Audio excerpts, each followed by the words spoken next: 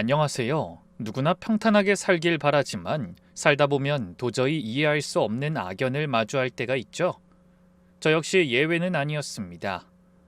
제 인생을 송두리째 흔들어 놓고 사라졌던 사람이 하필이면 제 가장 소중한 친구 곁에서 버젓이 새로운 인생을 준비하고 있다는 걸 알게 된 날, 저는 멈출 수 없는 선택을 해야만 했습니다.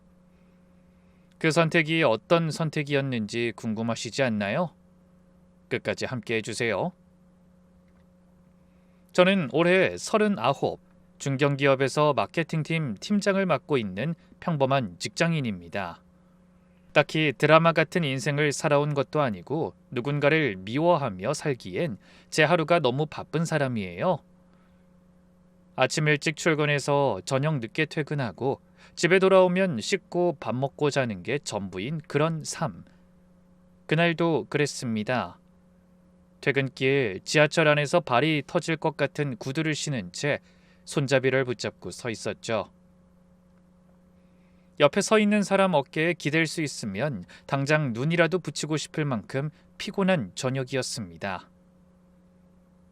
사무실에서 신경전 하나 치르고 나면 몸이 2배로 무거워지는데 하필 그날은 팀 내 막내가 실수한 보고서를 전부 제가 뒤집어 쓴 날이었거든요. 집에 도착해서 현관문 비밀번호를 누르는 손가락조차 무겁게 느껴졌습니다. 가방을 소파에 던지듯 내려놓고 외투도 채 벗지 않은 상태로 그냥 쓰러지듯 앉았습니다. 냉장고에 뭐가 있는지 확인해야 하는데 배달을 시켜야 하는데 그 생각조차 귀찮아서 그냥 멍하니 천장만 봤던 것 같아요. 그러다 손에 잡힌 게 휴대폰이었죠. 별 생각 없이 카카오톡을 켰습니다. 회사 단톡방 알림을 지우다가 습관처럼 친구 목록을 위아래로 훑었습니다. 그러다 멈췄습니다. 희수. 최근에 3년 만에 귀국했다며 오랜만에 연락을 해왔던 친구였습니다. 유럽에서 오래 살다 들어온 애라 시차도 있고 바쁘기도 해서 자주 연락하진 못했는데 얼마 전에 나 들어왔어. 밥 한번 먹자 라는 카톡을 보내온 터였죠. 저도 그래 연락해 라고만 해놓고 약속 날짜도 잡지 못한 채 흐지부지 지나가고 있었는데 프로필 사진이 바뀌어 있었습니다. 드디어 만난 내 운명. 오빠가 내 세상의 전부야. 피곤했던 눈이 살짝 떠졌습니다. 희수가 원래 저런 스타일이 아니거든요. 감정 표현이 서툰 편이고 연애도 신중하게 하는 애였는데 저도 모르게 입꼬리가 올라갔습니다. 잘 됐다 싶었죠. 유럽 갔다 오더니 사람도 만나고 잘 되고 있구나. 사진을 눌렀습니다. 최고급 호텔 라운지였습니다. 샹들리에가 화면 너머로도 눈부실 만큼 고급스러운 공간. 흰 셔츠를 단정하게 차려입은 남자가 희수의 머리를 감싸고 있었고 둘은 뽀뽀를 하고 있었습니다. 희수 얼굴이 사진 속에서도 홍조가 느껴질 만큼 환하게 빛나고 있었습니다. 제가 20년 넘게 알고 지낸 친구인데 저 표정은 처음 보는 얼굴이었습니다. 저렇게 무너진 듯 행복해하는 희수를 흐뭇하게 보다가 그 남자 얼굴이 궁금해졌습니다. 사진이 좀 작아서 엄지와 검지로 화면을 벌려 확대했습니다. 그 순간 손에서 휴대폰이 떨어질 뻔했습니다. 심장이 한 박자 멈췄다가 다시 뛰기 시작했습니다. 숨을 쉬고 있는 건지 아닌지도 몰랐습니다.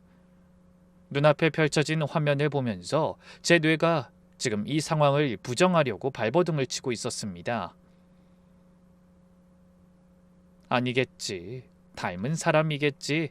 세상에 비슷하게 생긴 사람이 얼마나 많은데. 하지만 그 얼굴은 틀릴 수가 없었습니다. 세상 사람 다 속여도 저만큼은 절대 속일 수 없는 얼굴. 4년 전 제 통장을 털고 제 명의로 대출을 받아 흔적도 없이 사라졌던 사람. 전 남편이었습니다. 뭔가에 얻어맞은 것처럼 잠깐 아무 생각도 안 났습니다. 피곤함도 사라졌고 배고픔도 사라졌습니다. 머릿속이 하얗게 비워졌다가 천천히 다시 채워지기 시작했습니다. 분노인지 공포인지 아니면 그 두 가지가 동시에 뒤섞인 건지 구분이 안 됐습니다. 손이 가늘게 떨리고 있었습니다. 억지로 정신을 붙잡고 카톡창을 열었습니다. 희수야, 잘 지내? 남자 생겼어? 최대한 아무렇지 않은 척 보냈습니다. 심장은 두드리고 있었지만 문자는 담담하게 썼습니다. 답장은 1분도 안 돼서 왔습니다.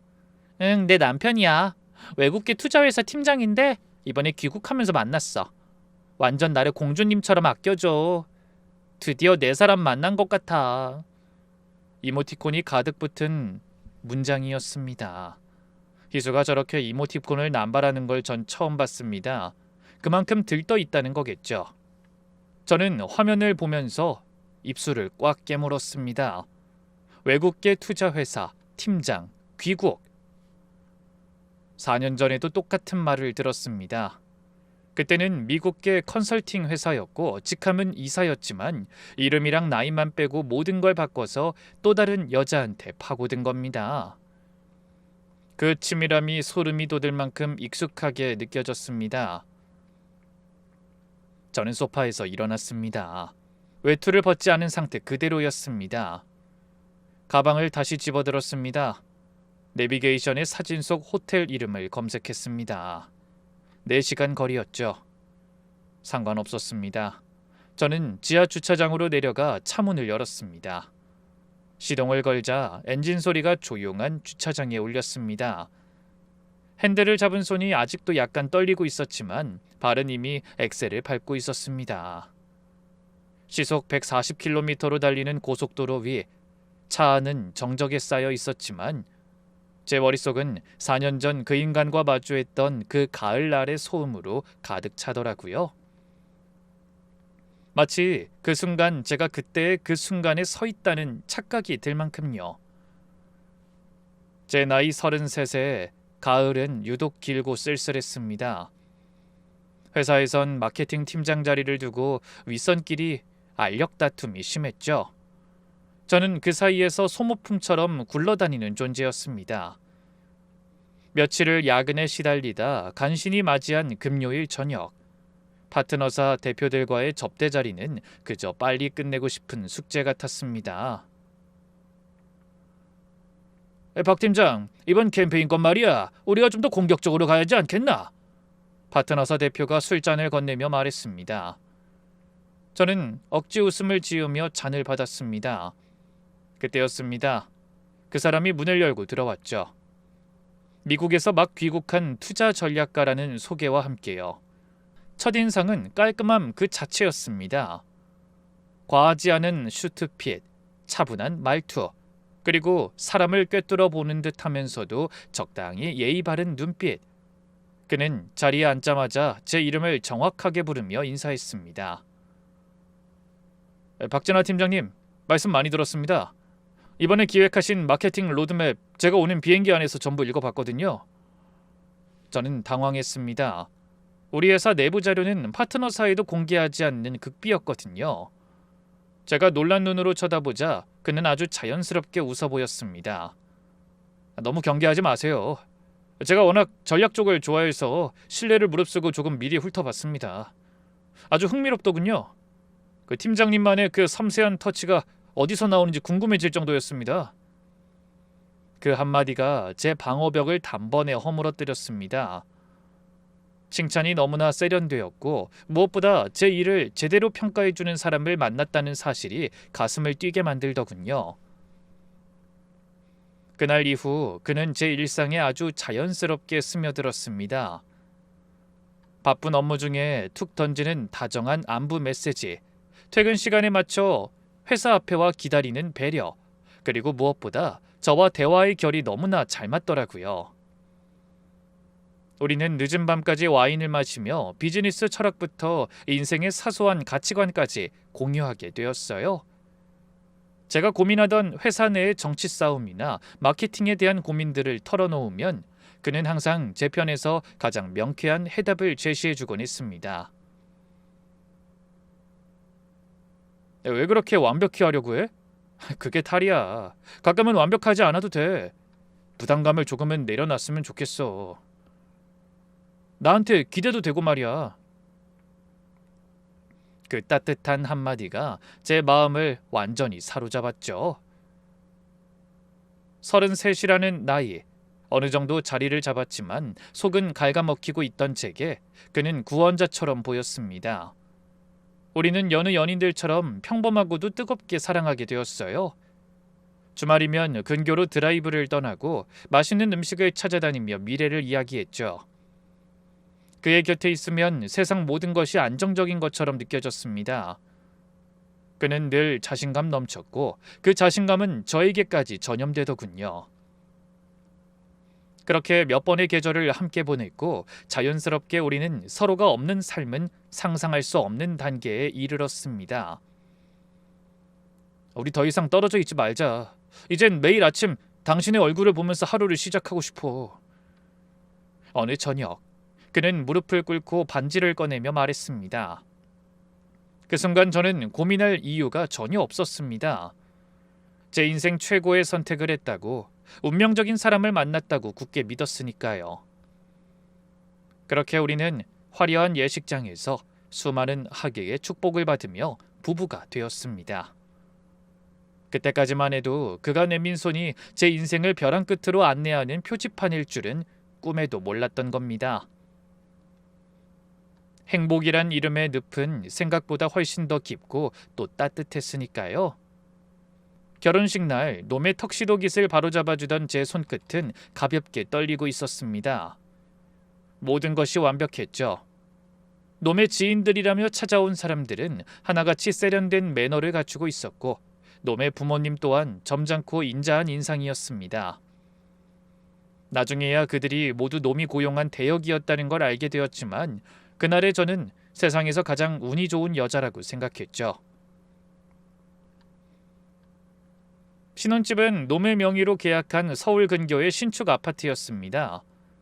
채광이 잘 드는 거실, 제가 평소에 꿈꾸던 화이트 톤의 주방.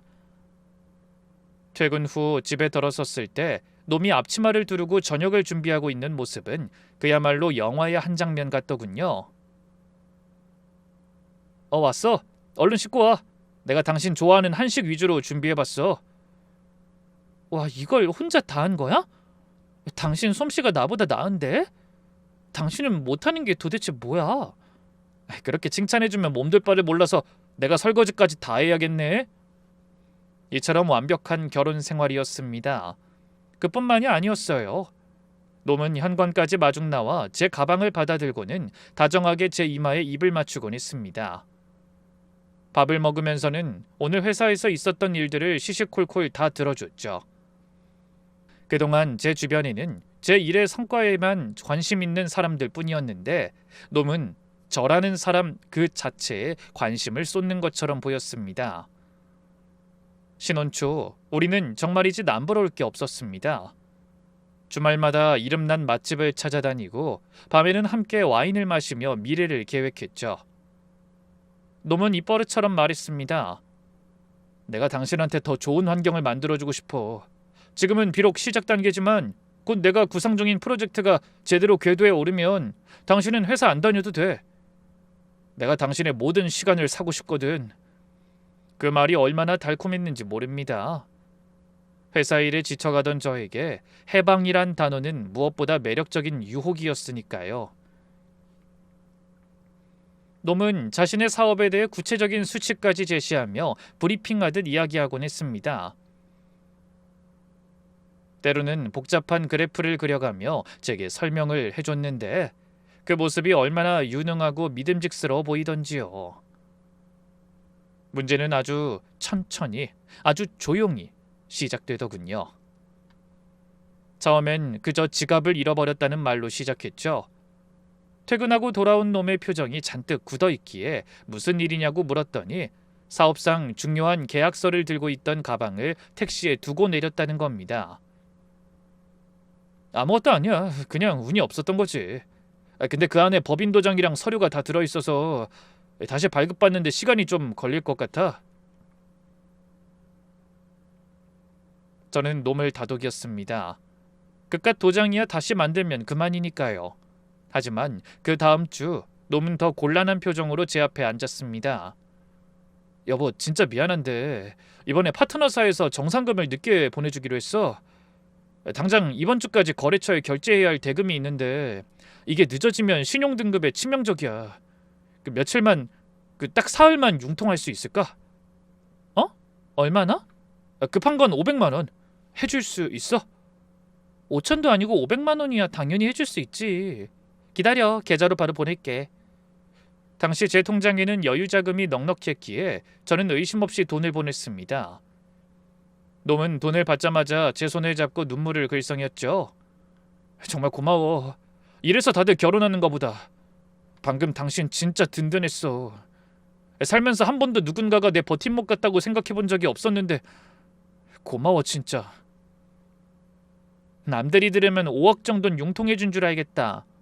500만 원 가지고 뭘 눈물까지 고이고 그래. 나한텐 5억, 아니 5천억 준 거나 마찬가지야. 진짜 고마워. 그 순간 가슴 한구석이 묘하게 벅차올랐습니다. 회사에서는 늘 성과를 내고 팀을 이끄는 게 제 몫이었지만 정작 누구에게 절대적인 필요가 되어 본 적은 없었거든요. 그냥 일 잘하는 팀장, 그게 다였죠. 그런데 지금 제가 사랑하는 사람이 저 때문에 안도하고 있었습니다. 내가 이 사람의 든든한 방파제가 되어줬다는 사실이 이상하게 뿌듯하더군요. 아, 나라는 사람이 이 사람에겐 정말 필요한 사람이구나. 그런 생각이 들자 기분이 좋아졌습니다. 남편에게 인정받고 그가 내 도움을 간절히 원한다는 느낌, 그게 진짜 부부가 되어가는 과정이라고 생각했던 것 같아요. 그렇게 작은 요구들이 하나둘씩 쌓여가던 무렵이었습니다. 평범하고 평온했던 일상에 조금씩 금이 가기 시작한 건 놈이 회사 자금 상황을 핑계로 제 명의의 대출을 본격적으로 거론하면서부터였습니다. 결혼한 지 1년 정도 지났을 때였을 겁니다. 놈은 평소보다 퇴근이 훨씬 늦어지더니 거실불도 켜지 않은 채 소파에 멍하니 앉아있더군요. 왜 그래? 무슨 일 있어? 제가 다가가 어깨를 다독이자 놈은 한참 뒤에야 무거운 입을 열었습니다. 이 파트너사와의 계약이 틀어질 위기에 처했다면서요. 투자금 회사가 늦어지는 바람에 단기 유동성이 막혔어. 내일 오전까지 해결하지 못하면 지금까지 쌓아온 대외 신용도가 다 무너져. 그럼 회사는 문을 닫아야 해. 놈은 며칠 동안 잠도 제대로 못 잔 듯 퀭한 눈으로 절 쳐다봤습니다. 진아씨, 당신 명의로 조금만, 딱 3천만 원만 신용대출을 받을 수 없을까? 내 이름으로 하면 시간이 너무 걸려서 안 돼. 딱 한 달만 쓰고 바로 갚을게. 어? 3천만 원? 그렇게나 많이? 사실 더 많이 필요한데 급한 돈이 3천만 원이야. 그것만 막으면 한 달 뒤에 무조건 갚을 수 있거든. 사실 처음에는 망설였습니다. 부부 사이라도 3천만 원은 적은 돈이 아니니까요. 대출이라는 말 자체도 왠지 불길하게 들렸고요. 제 눈빛이 흔들리는 걸 보자 놈은 바로 말을 바꾸더군요. 미안해. 내가 무리한 부탁을 했지.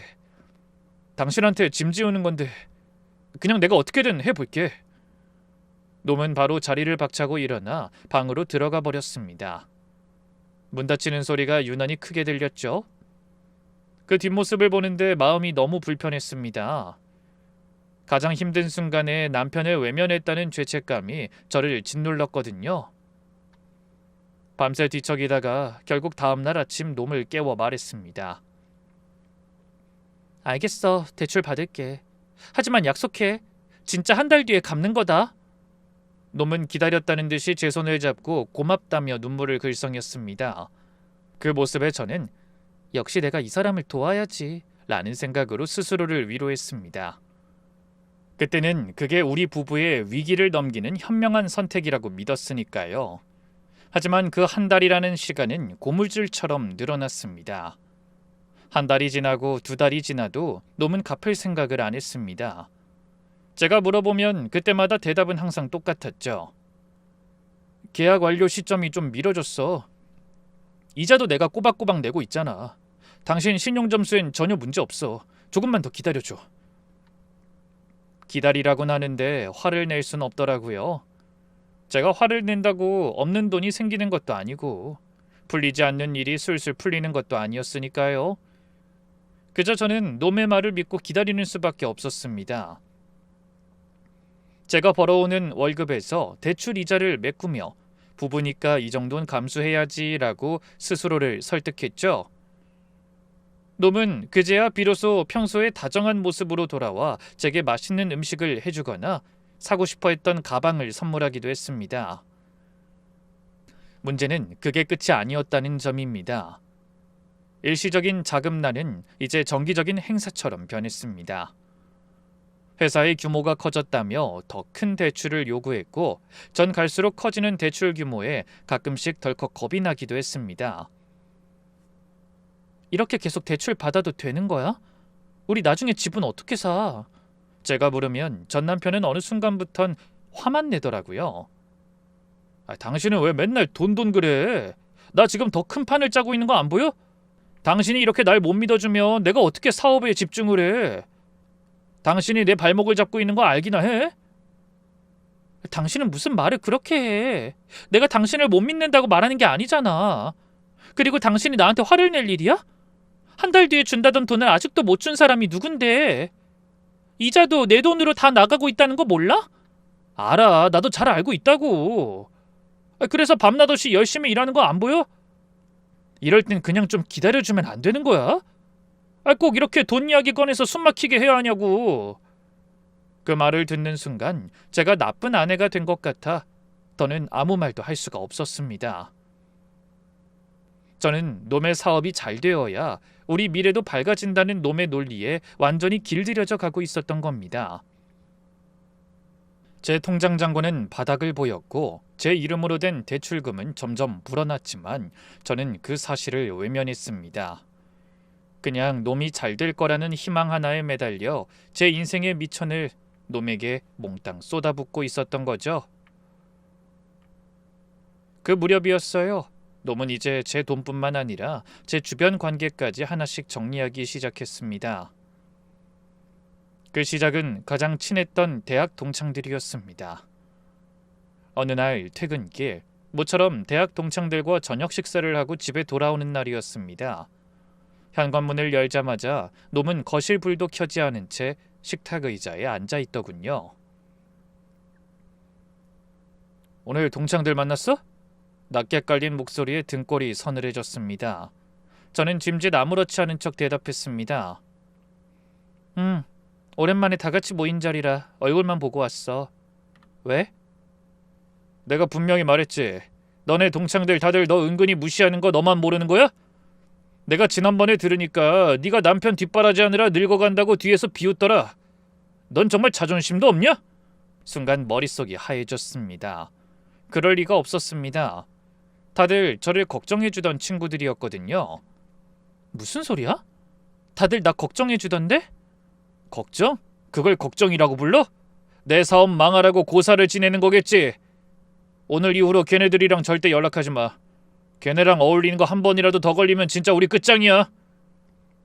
놈은 컵을 식탁에 세게 내려놓으며 방으로 들어가 버렸습니다.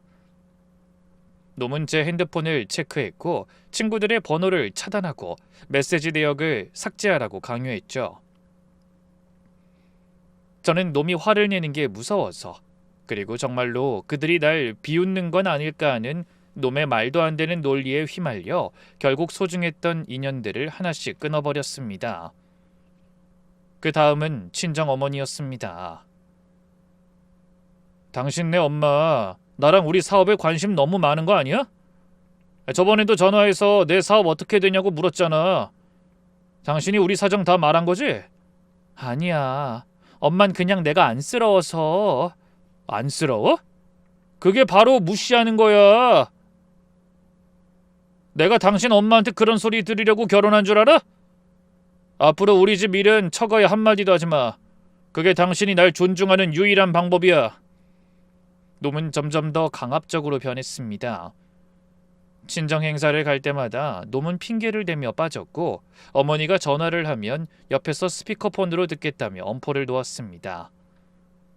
어머니와 통화할 때마다 놈의 눈치를 보느라 저는 늘 짧게 끊어야 했습니다. 엄마, 나중에 다시 통화해. 지금 바빠. 전화를 끊고 나면 어머니의 서운해하는 목소리가 귓가에 맴돌아 괴로웠지만 놈은 그마저도 묵인했습니다. 잘했어. 우리 사이에 우리만 있으면 되는 거야. 누구도 방해 못하게. 놈은 그렇게 저를 세상으로부터 하나씩 철저하게 고립시켰습니다. 제가 기댈 곳이라곤 놈밖에 없게 만들고 제가 놈의 잘못을 지적하려 하면 넌 이제 나밖에 없잖아 라며 오히려 가스라이팅을 가속화했죠. 저는 그렇게 스스로 놈의 거대한 감옥 속에 갇혀버렸던 겁니다. 그놈은 사람의 마음을 얻는 법을 아주 잘 알고 있었습니다. 아니, 정확히 말하면 사람의 결핍을 파고드는 재주가 탁월했죠. 결혼 생활 동안 그는 제 자존감을 조금씩 갉아먹으며 세상에 오직 그 사람만이 내 편이라는 착각에 빠지게 만들었어요. 제가 회사에서 지쳐 돌아오면 그는 따뜻한 식탁으로 저를 위로했고 그 따뜻함 뒤에 숨겨진 차가운 계산서를 저는 보지 못했던 겁니다. 그때는 그게 놈이 나를 너무 사랑해서 저지르는 독점욕인 줄만 알았어요. 제 곁에 아무도 없어야만 제가 오직 놈만 바라볼 거라고 믿게 만드는 그 치밀한 설계라는 걸 그땐 정말인지 한 번도 의심하지 않았으니까요. 그날은 유독 화창한 봄날이었습니다. 하지만 놈의 얼굴에는 그늘이 짙게 깔려 있었죠. 놈은 떨리는 손으로 서류 봉투 하나를 식탁에 올려놨습니다. 여보, 미안해. 사실 나 당신 모르게 아주 큰 빚을 줬어. 빚? 무슨 빚? 대출은 내가 다 냈었잖아. 나도 꽤 냈어. 이제 어떡해. 우리 진짜 큰일 났어. 심장이 덜컥 내려앉았습니다. 놈은 울먹이며 말을 이었습니다. 투자 실패가 아니라 사채업자들에게 협박을 당하고 있다고 했습니다. 제 명의로 된 대출까지 놈의 빚을 갚는 데 쓰였다는 사실을 알게 된 건 그때였습니다. 이대로 있으면 당신까지 위험해져. 사채업자들이 우리 집 주소도 다 알고 있어. 제발 나랑 이혼해줘. 그래야 당신이라도 이 빚의 굴레에서 벗어날 수 있어. 저는 눈앞이 캄캄했습니다. 하지만 놈은 저를 지키기 위해 이혼을 선택하는 것이라며 저를 설득했죠. 우리는 눈물로 이혼 도장을 찍었습니다. 놈은 마지막까지 제 손을 잡으며 말했습니다. 조금만 기다려. 빚 다 정리하고 이 지옥 같은 상황 다 끝내고 나면 내가 다시 당신한테 돌아올게. 그땐 정말 아무 걱정 없이 행복하게 해주겠다고 약속할게. 이혼 후에도 놈은 종종 연락해왔습니다. 오늘도 어디 숨어서 채권자들을 피해 다니고 있다. 당신 생각이 나서 미칠 것 같다며 놈은 여전히 저를 자기 곁에 묶어뒀습니다. 저는 그 말을 믿고 빚을 갚으며 근근히 살아가는 놈을 안타까워하며 놈이 시키는 대로 살았습니다. 놈이 제게 요구하는 소액의 생활비조차 우리의 재결합을 위한 자금이라 믿으며 꼬박꼬박 송금했죠. 그러다 어느 날부터인가 놈의 연락이 뚝 끊겼습니다. 수차례 전화를 걸고 메시지를 남겨봐도 묵묵부답이더군요. 한 달, 두 달. 시간이 흐를수록 초조함은 공포로 변했습니다. 행여나 놈이 채권자들에게 무슨 일이라도 당한 건 아닐까 혼자 끙끙 앓으며 밤을 지새웠죠. 설마 정말 무슨 일이 생긴 건 아니겠지? 하지만 뒤늦게 놈의 흔적을 쫓아보고 제가 송금했던 돈들이 어디로 흘러갔는지 알게 된 순간 등 뒤에서 찬바람이 불어왔습니다. 그동안 놈이 했던 모든 말이 철저하게 계산된 거짓말이었다는 사실을 깨달은 겁니다. 놈은 저를 보호하기 위해 이혼한 게 아니라 저를 완벽하게 경제적으로 착취하고 마지막 한 방울까지 짜낸 뒤 버린 거였습니다. 제가 당했다는 걸 깨달았을 때의 그 배신감은 놈이 처음 빚을 고백했을 때의 슬픔과는 비교도 할 수 없었습니다. 놈은 제가 스스로를 피해자로 생각하게끔 만들어서 제 손으로 직접 돈을 갖다 바치게끔 설계했던 겁니다. 지금 생각하면 너무나 뻔한 수법인데 그때는 그게 정말 사랑인 줄 알았습니다. 놈이 사라진 뒤에야 저는 제 인생이 텅 비어버렸다는 걸 알게 됐죠. 경찰서 문을 열고 들어가던 날을 아직도 기억합니다. 새벽 2시까지 혼자 모든 거래 내역을 뽑아 파일에 정리하고 눈이 퉁퉁 부은 채로 번호표를 뽑아 기다렸죠. 담당 형사는 제 얘기를 끝까지 들어주긴 했습니다. 그런데 서류를 한 장씩 넘겨보더니 조용히 입을 열더군요. 피해자분, 이 계약서들 전부 공증까지 받으셨네요. 본인 서명 맞으시죠? 맞았습니다. 전부 제 서명이었습니다. 제가 제 손으로 쓴 글씨였습니다. 형사는 미안하다는 표정으로 말을 이었습니다. 서류상으로는 공동투자 약정이고 돈도 제가 자발적으로 이체한 거라 사기 입증이 쉽지 않다고. 민사로 가도 상대방이 잠적하면 강제 집행할 재산이 없을 거라고. 그 말을 듣는 순간 제 발밑이 꺼지는 것 같았습니다. 억울해서 눈물이 나오는 게 아니라 그냥 힘이 빠져서 눈물이 나왔습니다. 놈은 처음부터 알고 있었던 거죠. 제가 언젠가 이 자리에 앉게 될 거라는 걸. 그래서 저를 사랑하는 척하면서 제 손으로 모든 서류에 도장을 찍게 만들었던 겁니다. 저를 가두는 감옥의 열쇠를 제가 직접 만들어준 꼴이었습니다. 경찰서를 나오던 길, 세상은 여전히 밝았지만 저는 어디로 가야 할지 알 수 없었습니다. 놈은 사라졌고 남은 건 놈이 제게 남긴 거대한 빚과 스스로를 원망하는 저 자신뿐이었으니까요. 그날 이후로 저는 한동안 나라는 사람을 잃어버린 채 살았습니다. 내가 왜 속았는지, 내가 왜 그토록 어리석었는지 매일 밤 스스로를 다그치며 지옥 같은 시간을 보냈죠. 하지만 인간은 참 질기더군요. 그 절망의 밑바닥에서 저는 조금씩 깨닫기 시작했습니다. 이 빚은 내가 진 게 아니라 놈이 씌운 족쇄라는 것을요. 그리고 언젠가 놈을 다시 만나게 된다면 그때는 경찰서 창구 너머로 서류를 내미는 바보 같은 짓은 하지 않겠다고 다짐했습니다. 그게 3년 전 제가 스스로 다시 일으켜 세우며 맹세했던 유일한 목표였습니다. 그 다짐을 다시 되새기다 보니 어느새 호텔에 도착해 있더라고요.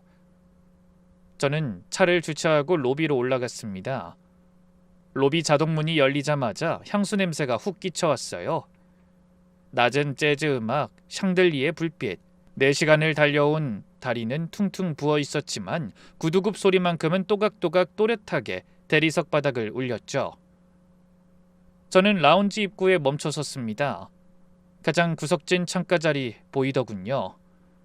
4년 전 제 인생을 통째로 들고 사라졌던 그놈이 마치 원래 거기 있었던 사람처럼 아무렇지도 않게 앉아 있었죠. 친구는 놈의 맞은편에서 수줍게 웃고 있었어요.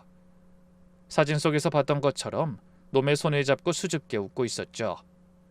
놈은 희수의 머리카락을 다정하게 넘겨주며 무언가 속삭이고 있더라고요. 놈의 옆 얼굴은 여전히 그 시절처럼 자신감 넘치고 다정하며 완벽하게 성공한 남자의 표본 같았습니다. 그 장면을 보니 다시 심장이 뛰는 것이 느껴지더라고요. 사실 그 순간이 꿈 같기도 했습니다. 늘 꿈에서나 보던 그 인간이, 제 전남편이 제 앞에 있는 그 장면이 이번엔 실제로 제 앞에 펼쳐져 있었으니까요. 지난 3년간 그놈을 찾아 헤맬 때마다 꿈속에서 수없이 시뮬레이션했던 순간이었습니다. 목을 조를까? 무릎을 꿇리고 울부짖게 만들까? 하지만 정작 마주한 놈은 제 머릿속의 악마와는 조금 달랐어요. 그저 당황하며 어쩔 줄 몰라하며 희수의 눈치를 살피는 아주 초라하고 비열한 사기꾼의 얼굴이었죠. 저는 천천히, 아주 천천히 그들을 향해 걸어갔습니다. 발걸음 하나하나에 지난 4년간 꾹꾹 눌러왔던 분노와 수치심을 실었습니다. 이제는 놈이 쳐놓은 그물에 걸린 벌레가 아니라는 생각에 발걸음 끝이 오히려 깃털처럼 가벼워지더군요. 놈의 테이블까지 불과 3걸음. 놈은 여전히 친구에게 집중하느라 제가 바로 뒤에 온 줄도 모르고 있었습니다. 오빠, 저번에 말한 그 투자 건은 정말 잘 풀릴까? 나도 조금씩 관심이 가. 친구의 목소리에 들뜬 기색이 역력했습니다. 친구는 저와 놈의 과거를 전혀 모른 채 제 소중한 친구가 또다시 벼랑 끝으로 걸어 들어가고 있더라고요. 놈은 그제야 희수의 손등을 다정하게 쓸어내리며 씩 웃고 있었죠. 저에게 그랬듯이요. 희수야, 나만 믿어. 너랑 내 미래잖아. 내가 당신을 위해 얼마나 공들여 준비하고 있는지 알지? 그 역겨운 대사를 듣는 순간 전 참지 못하고 테이블 앞에 멈춰섰어요. 그리곤 이렇게 말해줬죠. 공들여 준비한 미래가 이번에도 당신 명의의 대출 서류는 아니지? 공기가 순식간에 굳어버렸어요. 놈이 고개를 번쩍 들었습니다. 눈동자가 흔들리더군요. 아주 잠깐이었지만 놓치지 않았죠. 자신감 넘치던 그 눈빛이 순식간에 사라지고 짐승 같은 당혹감이 들어찼습니다. 헛웃음이 새어나왔어요. 놈은 눈을 빠르게 굴리며 상황을 파악하려 하더군요. 친구는 멍하니 저와 놈을 번갈아 보더군요. 진아, 너 여기 왜 있어? 목소리가 떨렸어요. 예전처럼 다정한 척 꾸며낼 여유조차 없었죠. 저는 가방에서 서류 봉투를 꺼내 반쯤 비어있는 와인잔 옆에 툭 던졌습니다. 5년 만이네. 근데 왜 맨날 멘트가 똑같아? 공들여 준비했다. 나만 믿어라. 사람 참 안 변하더라. 놈의 눈을 똑바로 쳐다봤습니다. 예전에 저라면 그 눈빛에 굴복했겠죠. 지금은 달랐어요. 희수야, 이 사람이 5년 전에 내 통장을 어떻게 비웠는지 알아? 우리 부모님 노후자금까지 어떻게 가져갔는지. 친구의 얼굴이 하얗게 질려가더군요. 놈은 다급하게 친구의 손을 잡으려 했고 저는 놈의 손을 탁 쳐냈습니다. 아, 이번엔 팀장이라며? 5년 전엔 미국계 컨설팅 이사였는데 연봉도 많이 올랐나 봐. 주변 테이블 사람들이 힐끗거리기 시작하더군요. 놈은 애써 태어난 척 자리에서 일어서려 했습니다. 진아야, 지금 여기서 이러면 곤란하잖아. 나중에 따로 얘기해. 곤란할 거 없어. 내 친구도 알아야 할 거 아니야. 아니면 이번에도 또 사채업자 때문이었다고 거짓말하려고? 친구인 나를 사채업자로 몰아가기로 할 거야? 이번엔 무슨 이유로 돈 뜯어내고 무슨 이유로 희수 버릴 계획인데? 놈의 얼굴이 불그락푸르락해졌습니다. 도망칠 구멍이 없어지는 순간 놈이 가장 두려워하던 바로 그 상황. 그 공포가 놈의 얼굴 위에 낱낱이 드러나고 있었죠. 하지만 그것도 잠시. 열심히 누나를 굴린다 싶더니 또 그 잔망스러운 잔머리로 계산을 맞췄는지 급히 상황을 정리하기 시작했습니다. 결혼한 거 그건 맞아. 숨긴 건 미안해. 근데 돈 얘기는 아니야. 그건 진짜 아니라고. 목소리를 낮추며 친구 쪽을 힐끗 보더라고요. 최대한 차분하게, 최대한 억울한 사람처럼 보이려는 거였죠. 그 능청스러운 연기에 제 속이 다 뒤집어질 것 같더라고요. 4년 전 놈이 똑같은 표정으로 제 앞에서 눈물을 흘리며 당신을 보호하려고 그랬다라고 말하던 그 순간이 겹쳐 보였거든요. 저는 비웃음을 참지 않고 놈의 앞자리에 의자를 끌어당겨 앉았습니다. 주변의 시선 따위는 이제 상관없었죠. 이놈의 가면을 하나씩 벗겨내는 것만이 유일한 목적이었으니까요. 아니야? 당신이 지금 희수한테 하고 있는 이 수법, 내가 4년 전에 똑같이 당했던 거랑 토시 하나 안 틀리고 똑같아. 저는 가방에서 놈이 4년 전 저에게 보냈던 사업투자 제안서 복사본과 이혼 직전 놈이 제 이름으로 대출을 일으켰던 서류들을 꺼내 테이블 위에 펼쳐놨습니다. 이게 다 뭐냐면 당신이 4년 전 내 이름으로 만들었던 성공한 미래들이야. 이 서류들에 적힌 당신의 그 화려한 사업 계획들이 결국 어디로 흘러들어갔는지 알아? 놈의 도박빚, 유흥비, 그리고 또 다른 여자의 환심을 사기 위한 명품 시계값이었지. 놈의 얼굴이 흑빛으로 변하기 시작하더군요. 친구는 제 서류들을 보며 많이 놀란 듯 입을 틀어막아 버리더라고요. 놈은 다급하게 친구의 팔을 잡으며 변명하기 시작했습니다. 희수야, 저 사람 말 듣지 마. 이혼하고 나서 내가 나름대로 열심히 살려고 노력했는데 저 사람이 나한테 앙심을 품고 이런 서류들을 조작한 거야. 나 정말로 당신이랑 시작하려고 진짜 열심히 준비했다고. 참으로 가증스러운 연기였어요. 저는 놈의 말이 채 끝나기도 전에 휴대폰을 켜 경찰서에서 놈의 행방을 추적할 때 받아뒀던 채권자 명단과 입금 내역 파일을 친구에게 내밀었죠. 조작? 내가 당신이 사라지고 나서 3년 동안 경찰서, 법원, 사채 사무실을 돌면서 피땀 흘려 모은 증거들이야. 여기 입금 내역 보이지? 놈이 당신한테 투자금 명목으로 돈을 요구할 때마다 이 계좌들로 돈이 흘러들어갔어. 그리고 이 계좌 주인들이 누군지 알지? 놈이 나랑 결혼 생활할 때 자기 친구라고 소개했던 그 가짜 하객들이야. 친구의 눈동자가 격렬하게 흔들렸습니다. 놈은 이제 제 눈을 똑바로 쳐다보지도 못한 채 주먹을 꽉 쥔 채로 부들부들 떨고 있더군요. 그러다 갑자기 놈이 미친 사람처럼 소리를 지르기 시작했습니다. 아니라고, 내가 아니라고 하잖아! 도대체 내가 뭐라고 해야 내 말을 들을 건데? 내 말 좀 들으라고. 이 미친 여자가 하는 말은 듣지 말고! 전 남편은 아예 이성을 잃은 사람처럼 고함을 지르더라고요. 친구도 이런 모습에 놀란 듯 뒷걸음질을 쳤고 시선은 모조리 다 전 남편에게 집중이 되었습니다. 하지만 전 남편은 그딴 시선쯤이야 아무렇지 않다는 듯 아랑곳하지 않고 제 인격을 모독하는 말을 쏟아내더니 급기야 제 자리로 달려들어 제 멱살을 움켜쥐고 흔들더라고요. 너 죽고 싶어? 여기서 당장 안 꺼져? 여기가 어디라고 찾아와서 하필 이 타이밍에. 내가 이 여자한테 돈 뜯어내려고 무려 2년을 고생했다고. 그런데 지금 네가 다 망쳤다는 거 알기나 해? 하여튼 얘나 지금이나 도움이 안 된다니까. 전 남편 놈의 눈은 광기로 번들거렸고 꽉 쥔 멱살에 숨이 턱턱 막혀왔습니다. 바로 그때였습니다. 뒤에 서 있던 친구가 본인 가방을 머리 위로 치켜들더니 있는 힘껏 놈의 뒤통수를 내리치더군요. 둔탁한 소리와 함께 놈이 중심을 잃고 휘청거렸고 그 틈을 타 저는 놈의 손을 강하게 뿌리치며 뒤로 물러섰어요. 친구는 또 그 순간을 놓치지 않고 테이블 위에 있던 차가운 와인을 놈의 얼굴에 그대로 끼얹었습니다.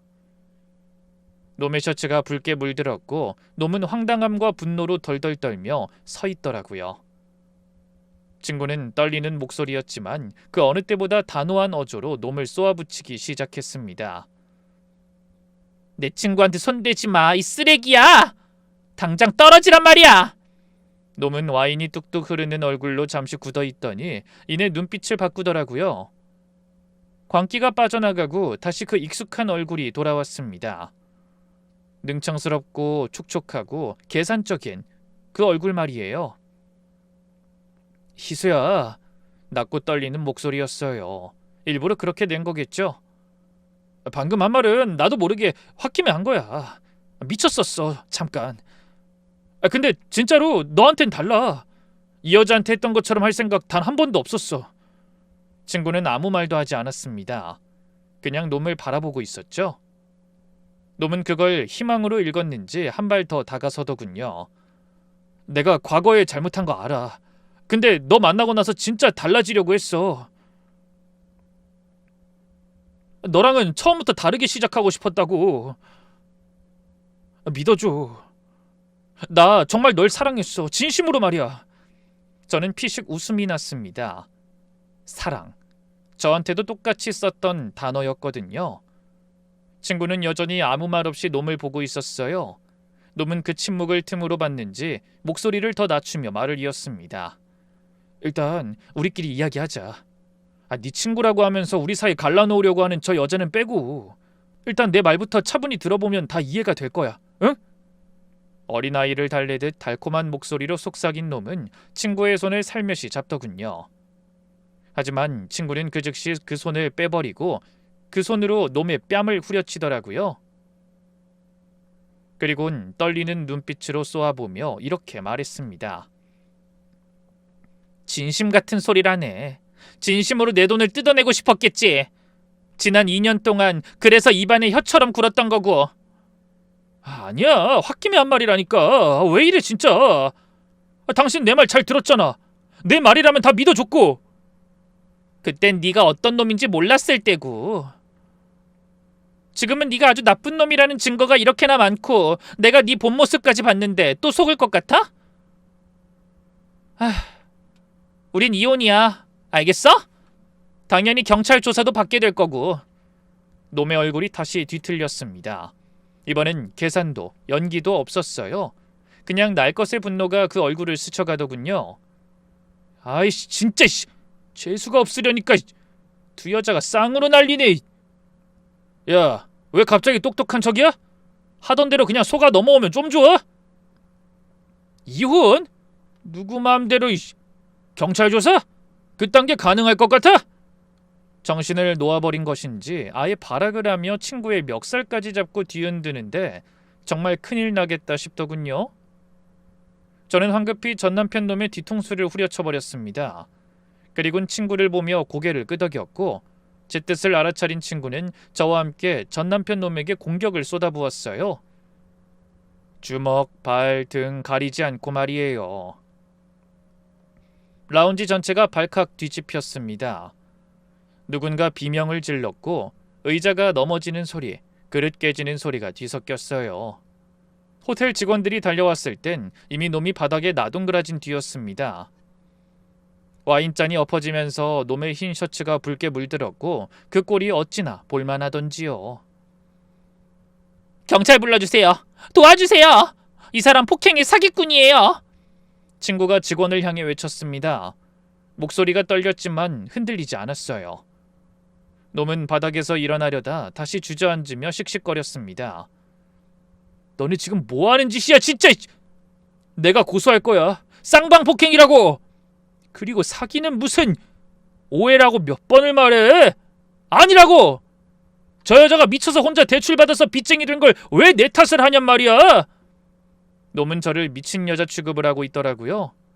저는 놈의 말대로 제대로 미친 여자의 본때를 보여주기로 했습니다. 저는 고꾸라진 놈의 앞에 서서 밝게 웃으며 그 인간을 내려다봤어요. 그리곤 정말 미쳐버린 여자처럼 눈을 까디집고 이렇게 말했죠. 고소해. 그리고 내가 지금부터 할 고소도 죄다 다 받고 말이야. 둘 다 같이 고소 한번 해보자. 신나겠네. 재미도 있을 거고. 난 이미 지옥에서 살아서 나와서 그 지옥이 얼마나 끔찍한지 잘 알거든. 이번엔 네가 살아봐. 그 지옥이 얼마나 끔찍하고 끝이 없는지. 직접 경험해보란 말이야. 놈은 씩씩거릴 뿐 별 말하지 못하더라고요. 경찰은 생각보다 빨리 왔습니다. 우리는 차분하게 상황을 설명했고 놈은 끝까지 얘네가 먼저 때렸다고 발악했지만 소용없었죠. 목격자만 10명이 넘었거든요. 수갑이 채워지는 순간 놈이 저를 돌아봤습니다. 뭔가 말하려는 것 같았어요. 전 그냥 웃어줬습니다. 지옥길로 들어서는 그 인간에게 주는 배움과도 같았죠. 경찰서에서 우리는 두 가지를 동시에 진행했습니다.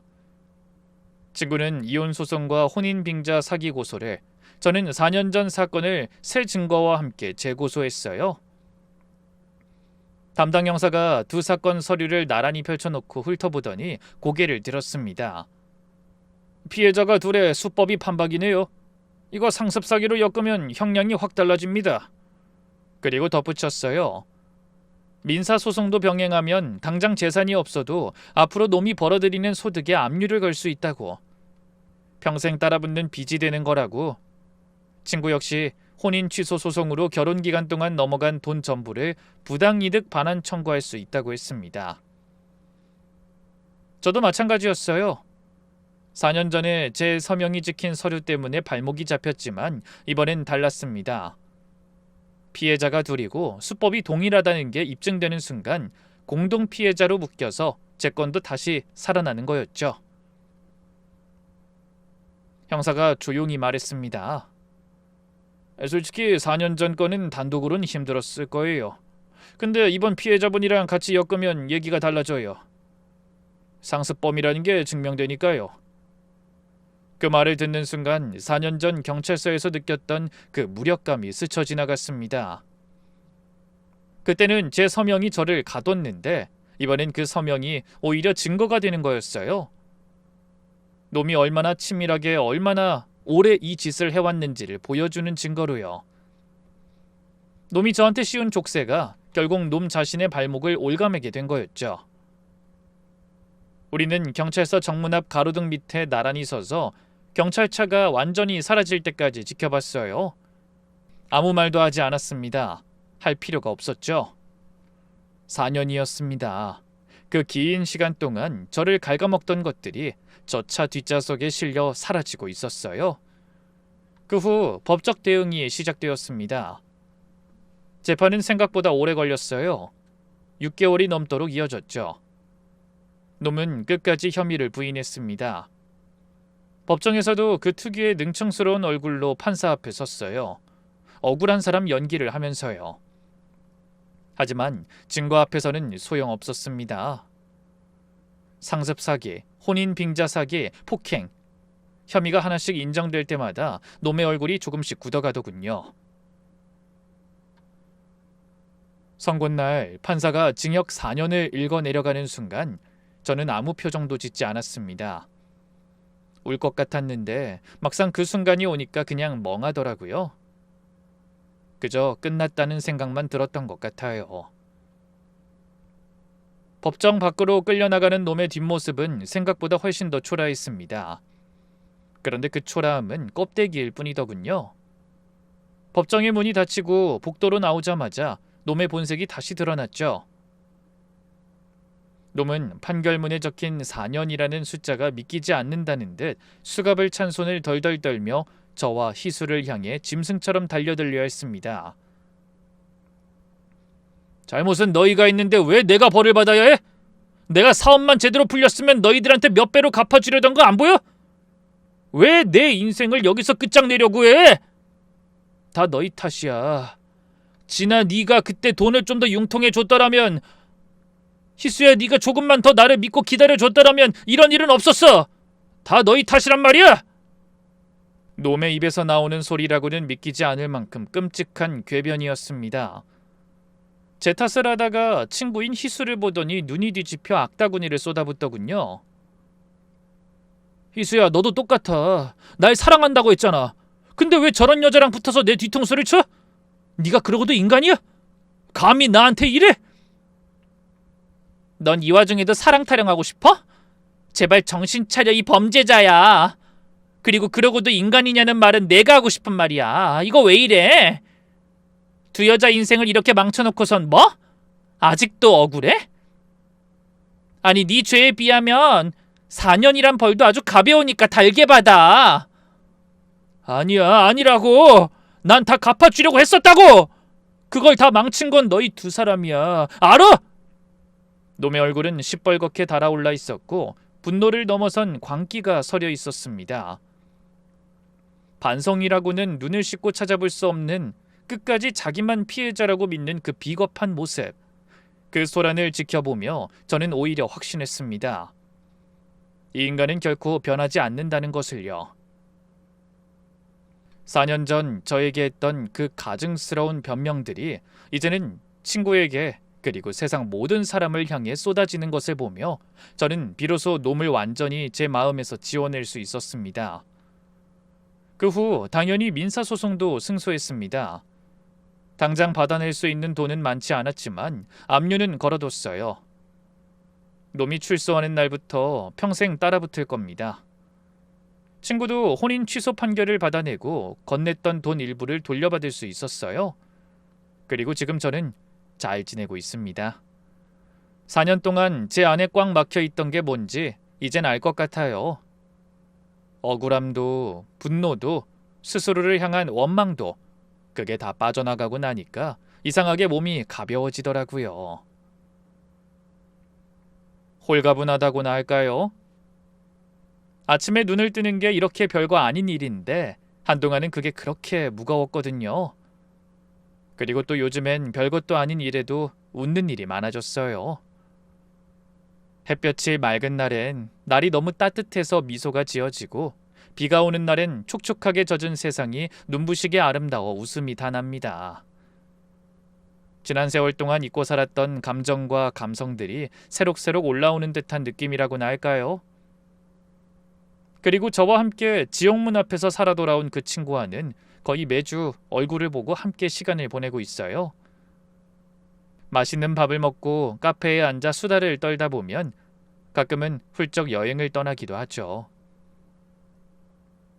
지난달에는 둘이서 제주도에 다녀왔는데 바닷바람을 맞으며 걷다가 그날의 일을 웃으며 이야기했습니다. 그때는 그렇게 무섭고 떨렸던 일들이 이제는 친구와 마주보고 깔깔거리며 나눌 수 있는 이야기가 되어 있더군요. 친구는 절 볼 때마다 이런 말을 하는데요. 그때 네가 내 프로필 사진 봐준 게 얼마나 고마운지 몰라. 그 거리를 와서 모든 사실을 밝혀준 것도 말이야. 그리고 고소 고발까지. 네가 없었으면 나 중간에 포기했을 거야. 너무 힘들어서. 정말 고마워. 네가 내 인생의 은인이야. 너는 참. 난 네가 그날 올려준 그 사진 아니었으면 그 인간 찾지도 못하고 복수도 못해서 평생 지옥 속에 갇혀서 살 뻔했다는 거 잊었어? 네가 나한테 더 은인이야. 아니다. 우리 그냥 서로에게 은인이라고 생각하면서 살자. 그렇게 저희는 서로가 서로에게 은인이 되었습니다. 그리고 이 감사하고 소중한 인연을 영원히 간직하려고요. 모든 일들이 지나서야 비로소 알았습니다. 제가 잃어버렸다고 생각했던 것들이 사실은 그 인간이 가져간 게 아니었다는 걸요. 저는 여전히 여기 있었고 제 사람들도 변함없이 그 자리에 있었습니다. 그 인간이 할 수 있었던 건 아주 잠깐 제 눈을 가렸던 것뿐이었죠. 이제는 그 더러운 손을 걷어냈으니 비로소 마음이 편안해졌습니다. 이제야 진짜 제 인생이 시작된 셈입니다. 혹시 주변에 치밀한 가면을 쓰고 다가오는 악연이 있나요? 그렇다면 절대 혼자 견디지 마세요. 놈들은 고립을 먹고 자라지만 우리는 연대할 때 가장 강해지더군요. 당신의 용기가 누군가에겐 새로운 시작의 씨앗이 될 수 있습니다. 이젠 그 누가 제 눈을 가리려 해도 저를 불행하게 만들려고 갖은 애를 써도 그런 것에 현혹되거나 흔들리지 않기로 마음먹었습니다. 오로지 제 인생, 제 행복만을 위해 살아가려고 합니다. 여러분도 자기 인생의 진정한 주인공이 되시길 바랍니다. 긴 글 읽어주셔서 감사합니다. 전 이제 물러가겠습니다.